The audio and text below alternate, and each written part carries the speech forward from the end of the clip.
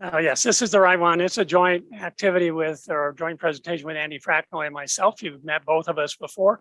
We're both leaders of the, thank you, I'll try and speak up. Now we're both leaders of the solar eclipse activities for libraries, which Andy's going to talk about. And connected to that are the activities from the National Science Teaching Association, NSTA. So with that introduction, I'm going to turn it over to Andy. Are you there, Andy? I am. Can you hear me? Can you hear me? Yes. Okay. Next slide. And do I have control? Right. While we're waiting for the next I slide, I'll mention that this is, we calculated the 50th year of Dennis and I working together on astronomy education. So we're glad to have special events. We were in elementary school. Right. So I mentioned this already, the great challenge these eclipses represent for astronomy outreach. The next slide. As I told you, we have this grant from the Gordon and Betty Moore Foundation, which involves not only distributing 5 million solar viewing glasses through public libraries, but also identifying a variety of people who can help libraries. I should also say that in addition to distributing the glasses, we're going to be distributing information.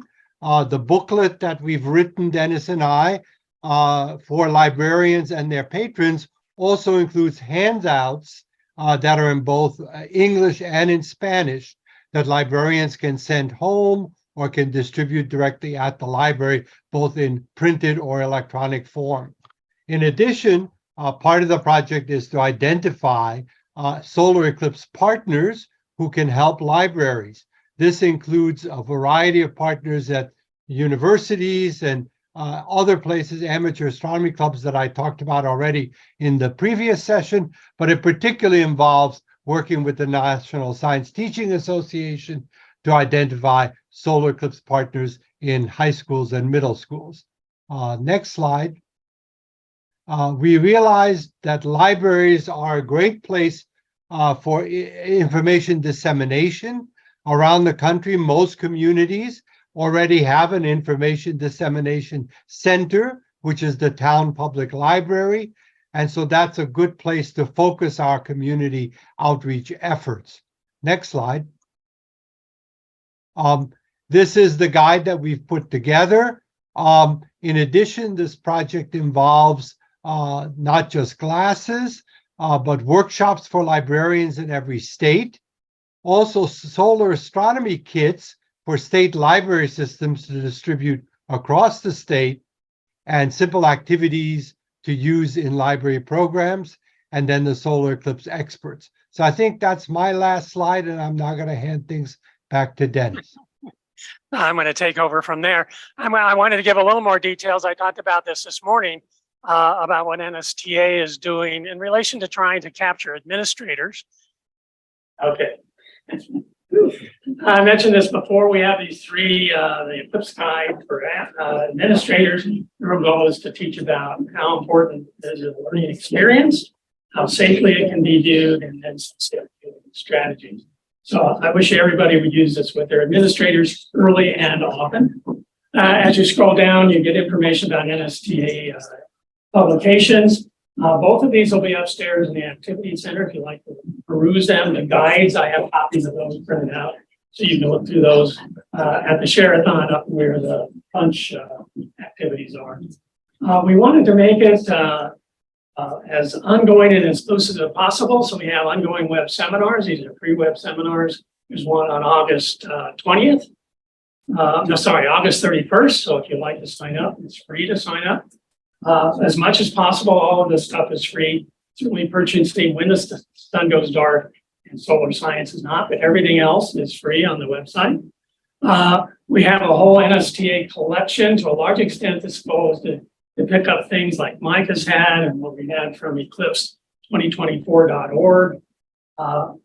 You'll go through here and you'll find lots of links to other groups that have resources. Because our goal, as I said earlier, is to have one-stop shopping as much as possible. And finally, we end up with links to some of the key players that are out there. You can see already AAS, CASP, NASA, and talk with Kelly about trying to get together to figure out what's the best, where to go with NASA. There's a lot out there with NASA. So where to go with that. NISNet has a great site, Space Sciences Institute. All of this is on that URL at nsta.org.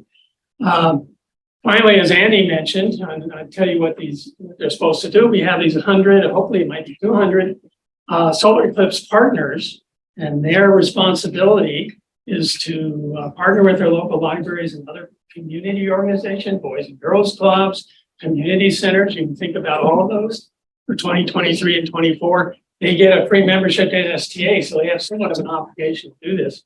If someone was asking about these, my goal is for them to work with their teams and actually have the teams do this. So if you'd like to find out if there are partners in your area, just get a hold of me. And finally, one of the things we're really trying to do is how do we find new partners? I don't know if you want any partners, but how do we provide new resources to new audiences? I'm talking here to people about PTA. And that's something we're going to pursue as we go back. How do we get in through PTA so that parents know about this information? They are as bad. They're just as likely to be challenged by is it safe to do this and keep their kids inside? How do we make sure they know it's safe viewing? We just published an article in the Homeschooling Parent magazine. Homeschoolers are very big in our area. I don't know about America, but this is another big group that needs to be brought up to speed and understand and be enthusiastic. We've had great input and feedback from them. And then I don't know if people are familiar with the STEM learning ecosystems. There's 110 of these around the country. They are partnerships of schools, museums, after school program, city organizations. And we have now linked with them, and they're going to have a webinar and get information out. So trying to think about those new places that we don't normally link to, and how can we use them as a multiplier effect? I think all of our goals with what we've done with NSTA and the library is how do we get to those organizations that serve other people so we have a multiplier effect? So that's our goal. And if you have any suggestions, two parts. If you go to the website and you don't see a link that you think we should have, make sure you let us know. If you can think of other places we ought to be thinking about besides PTA and STEM learning ecosystems or homeschooling, let us know. We'd love to try and figure out a way to multiply the effectiveness. Thank you. And I'll just say that I've tried to put the resources that Dennis mentioned into the chat with a link so people can get it there as well.